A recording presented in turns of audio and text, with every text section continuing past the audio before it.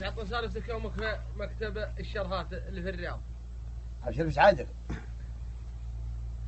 يوم جاء ذاك الزمان وراح انا ورفيق اللي نتشرف في الرياض عند الملك الله يطول عمره، ونقدم عليه ولا العرب زحمه، نقدم عليه طال عمرك يوم الساعة 1 تسكر الدريشة، ولا قدامنا 6 ولا عاد ما عاد على الساعة 1 إلا ربع ساعة. تركبوا فلان قال ابشر والله بسعادتك.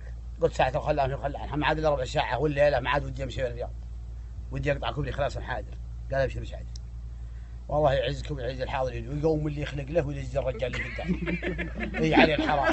ها حنا كلنا ملبقين في الثاني، كلنا ملبقين في الثاني عليه الطلاق.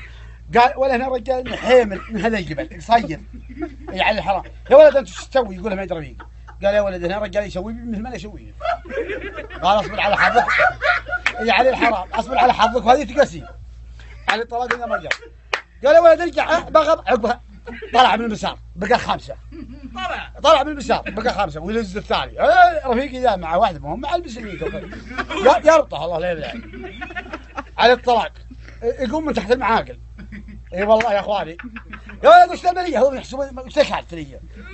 قال يا ولد هنا رجال المهم نصفي بقى 1 شوي بالنسحم عليه بشت يلزه يشله يرفعه يبقطه. قال شوي على الطلاق لو تزغبني اني ما وخر الدنيا.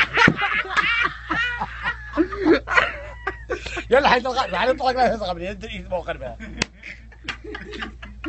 وتسجل سنة سجل مارج. الله يلعن عليك وسلامتكم.